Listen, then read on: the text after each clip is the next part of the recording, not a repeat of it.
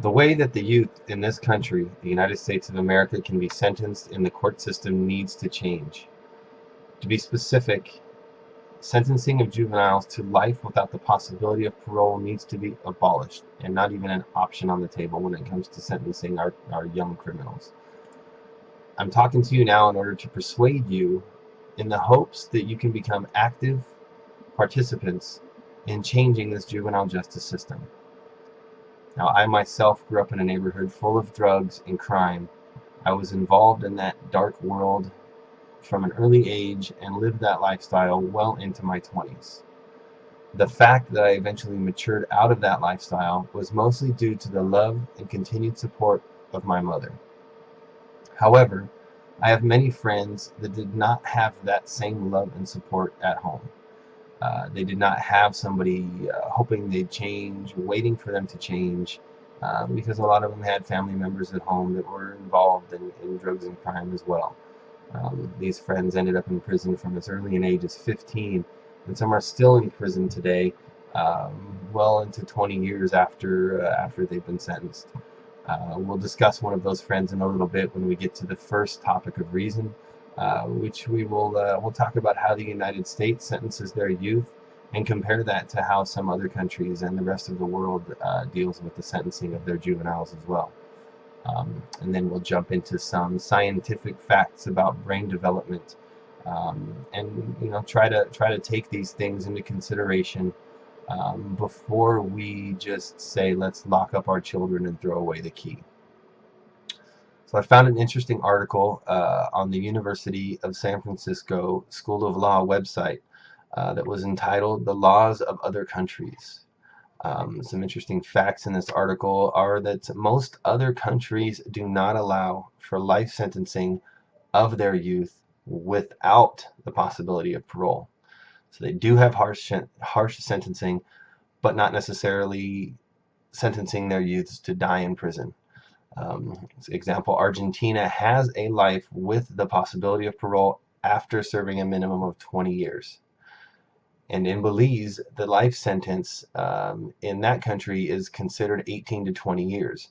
And obviously, without possibility of parole, they would do 18 to 20 years and possibly get released. In 2012, the United States had approximately 2,500 individuals that were doing life without the possibility of parole for crimes they committed under the age of 18. So these were kids who committed crimes and are still in prison today for those crimes committed as little kids or as teenagers. And can anybody out there guess what the rest of the world had as far as people serving time in that manner? And the answer is zero. No other countries in the world have people currently in prison for crimes that they had committed when they were younger and had been sentenced to life without the possibility of parole.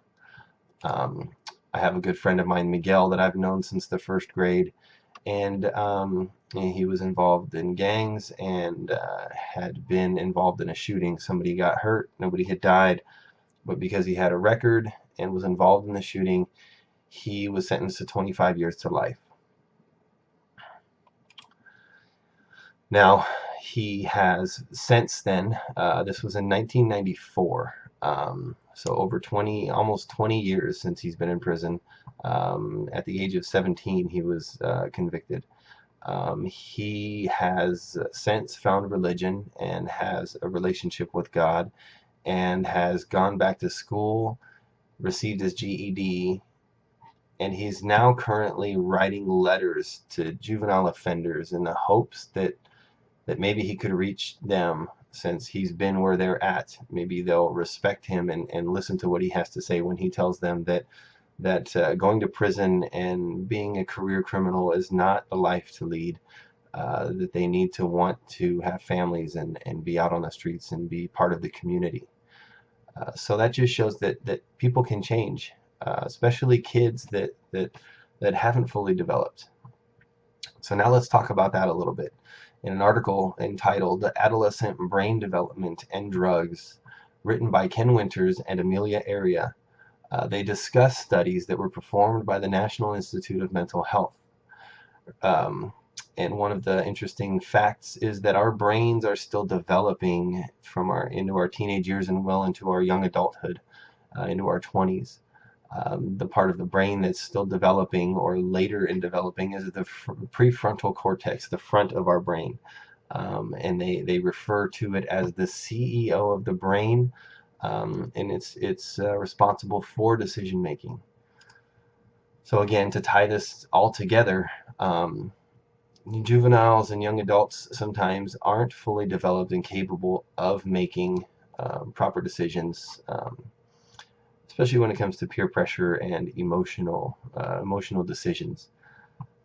So we need to take that into consideration when they get sentenced.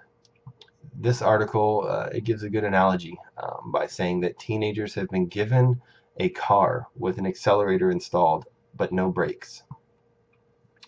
And again, as we've all known from our teenage years, we're highly emotional and influenced by our peers.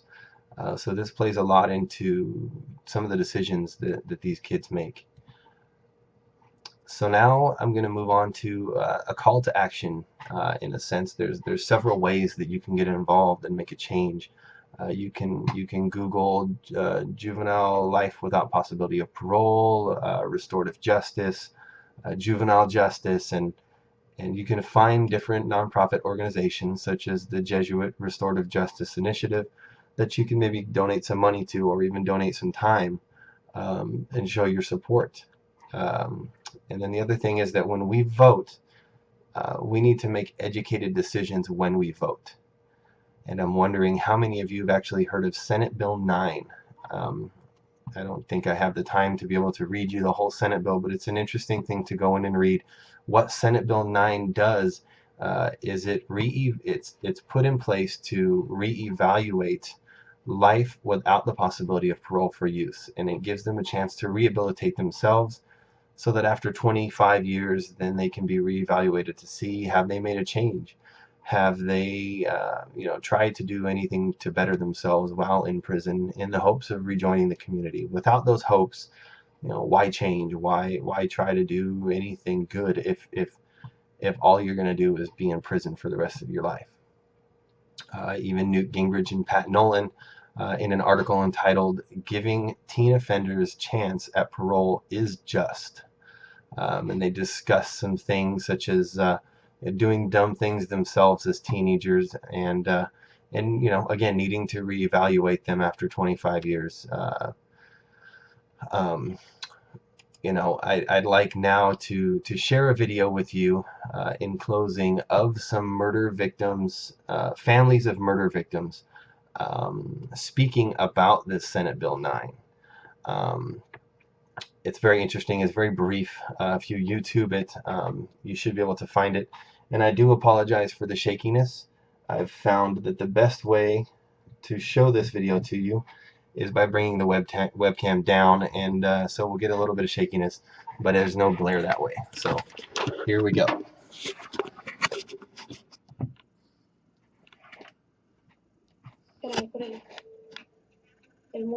Kids are kids, and their lifestyles and the things that they grow up with and see may have something to do with why they do the things that they do, because they absolutely don't understand life, period. Entonces, verle la parte de atrás, su vida que han llevado atrás, respecto a su vida que hayan llevado, es también juzgarlos, no nada más en la primera. Life without chance of parole for these young people is devastating. Es la juventud, es el futuro del mundo, entonces sería mejor enfocar en ayudarlos. I want young people in California to have the opportunity to know that there is hope, that if they change themselves, if they transform their lives, if they take responsibility for the harm that they've done, that they have the hope that one day they could leave prison and be connected again with their community and their loved ones. Alrighty then. So I thought it was interesting to share that so that you can see even some family members of people who've died. All three of those families had young kids killed by another teenager. I don't know the exact stories; they don't get into that, but it is an interesting thing to see them reminisce on the loved ones they lost, and how being a part of healing those who committed those crimes is beneficial to society.